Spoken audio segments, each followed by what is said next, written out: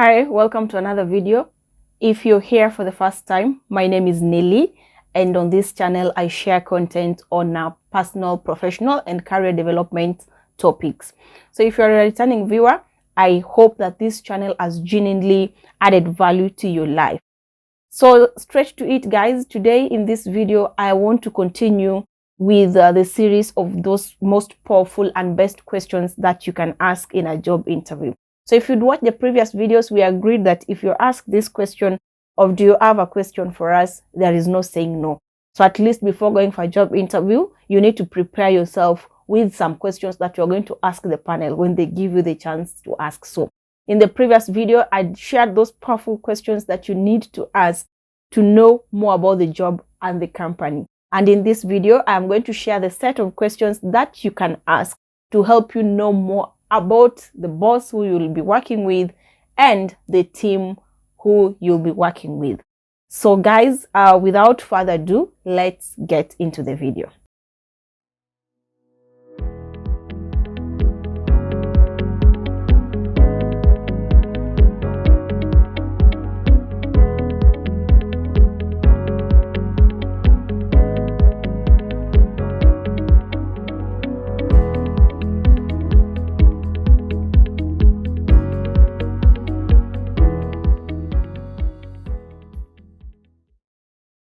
So we'll start with those questions that you can ask to help you understand more about your boss to be. Because really a boss determines a lot about your career. If you have a good boss, then there are higher chances that you're going to succeed in that role. And the opposite is true, that if you have a bad boss, there are lower chances of you even making it in that role.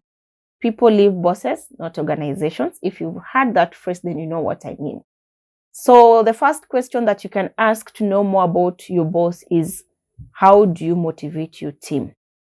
So this question will help you to understand the type of boss that your boss to be is.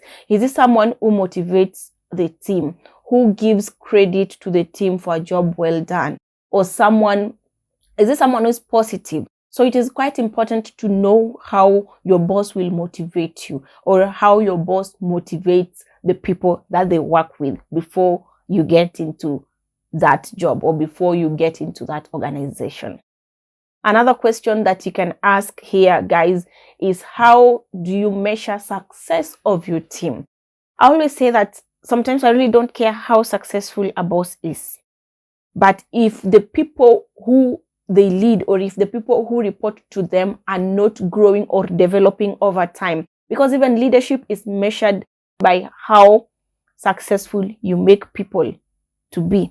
Like, you can't really say you're a leader or you're a good boss if the people that you've been leading for, let's say 3 years, 4 years, or even 5 years are not growing. So I know it is quite important to measure the success of a boss, or to check if a boss is a good boss or not, if the people that they lead are actually succeeding. So ask this question of, how do they measure the success of their team members? What does success mean to you for a team member? If I come to that role 1 year or 2 years down the line, how will you say I'm successful or I am not? Another question that you can ask about to know the type of boss that you're going to report to is, how do you measure performance, and what is your feedback process? How do you measure performance, and what is your feedback process? So you want to know how they measure the performance of a team. Are they patient with non-performance? What is their channel of giving feedback? Do they give feedback just at the point of maybe the point or the time of appraisals, or their bosses who give you feedback from time to time? Do they give feedback only when it is a negative thing, and they don't give feedback in positive outcomes? So you really need to understand. Then that speaks a lot about the type of person that you'll be working with. Another question you want to ask your boss is, how frequently do you involve the team in decision making? The reason this question is important is you want to know if you're going to report to a boss who will involve in decision making, or a boss whose leadership style is maybe the know-it-all, who takes up everything. So you really want to understand if your boss will give you a chance also to participate in making decisions, especially those that affect you or affect your job. Another question you'll want to get from your boss clearly is how this position fits into the company's goals and objectives. So you also want to get if your boss has clarity of this role, because sometimes you may find that there are some roles that could be created or are created but are still not clear. And if you get into those roles, there are higher chances of you really going to struggle. So you want to understand the clarity, how this role contributes into the overall strategy, into achieving the organizational objective. Is it important to the organization, or is it the job that if a company is declaring redundancy, then it will be the first one to be declared redundant? Another question you can ask your boss is, how do you describe a successful person in this job? Very, very important. Previously, in the previous video, we had talked about understanding the KPIs or how success will be measured. But now this one is specific to the person whom you'll be reporting to. How will they describe someone as successful in this job? So, I mean, how will they describe, if you've stayed in that job for 1 year, 1 year, 2 years, what are the measures that they'll use, or what are the terms that they'll use to describe whether you're successful or not? So how will you describe a successful employee in this position? So it also gives you clarity of whether your boss understands the KPIs for this role, whether this role is clear for your boss and he knows how he's going to measure it correctly. Another question, very important, is what type of support should I expect from you as my boss? To be honest, it is much easier to succeed when you're getting supported from your line manager or whoever you're reporting to, whatever term you use to call them, a boss, a supervisor, a line manager. If you do not get their support, you may really not succeed. Or even if you're going to succeed, I don't know if you can succeed without getting the support of your boss, but if you're going to succeed, then with a lot of struggle. So it is important to understand what type of support should I expect from you as my boss. Another question you can ask is, what is your management style? Because you also don't want to work with a micromanager. You really need to understand and get to know the management style from the onset.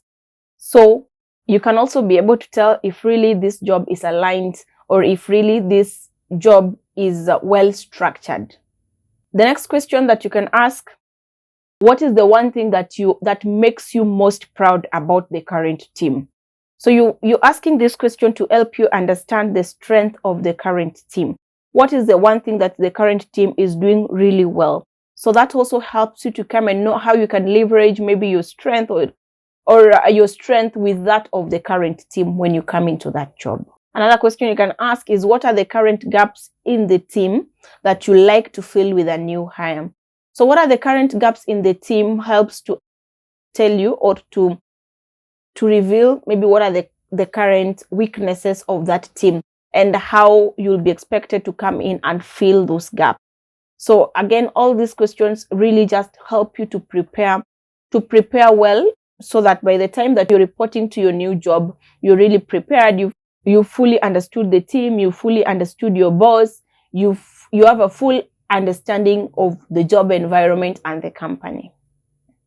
The next question is, what are some of the activities that bring teams together in this organization? So you want to understand the priority of the organization in terms of teamwork, or in terms of encouraging teams to come together. So you want to get to understand what are there sponsored activities at the company, even incur cost on to bring teams together, like team building, like maybe having office lunches where a team go out to eat together. What are the teams, and if there are, how then do the current team make use of that? So you really want to get to be clear about what are the opportunities for you to really work in teams that are intentional about being together, or about working and collaborating together. The next one is, what are the strategies that the company has put in place to encourage teamwork still? So the strategies will give you a wider view of the policies and the procedures that are in place to encourage teamwork. So for instance, like the example that I gave in the previous question, like maybe having a place where employees eat lunch together, that the company has, because they want people to interact and have a time as a team over lunchtime, the company has even put it mandatory that maybe from this particular time, let's say from 1 to 2, nobody should be found at their desk. everyone should be outside, maybe in the breakout areas or whatever place that they take lunch, having their lunch. So those activities that the company is just ensuring that they want to find a team together, they want to have people together. Or if they are even within that department, there are specific assignments that are tagged for teams only, that you can't do alone. Or if there are several projects that are being brought from time to time that you can't work as an individual contributor, and they have to be executed by teams. So this question gets more into the strategy, the policies around teamwork in the organization. The last question is, what do you currently struggle with, and what is the team's strongest and weaknesses?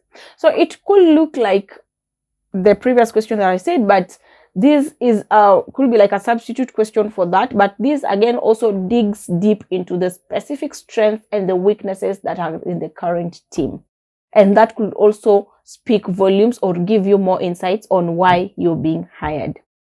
So we have come to the end of this video, guys. I hope you've learned something, and if you've not subscribed to this channel, as always, please be sure to subscribe so that you're notified whenever I upload a new video, and also just to join this community where we're all about learning and getting to make ourselves better for the purpose of our career and professional development. Thank you, and I'll see you in the next video.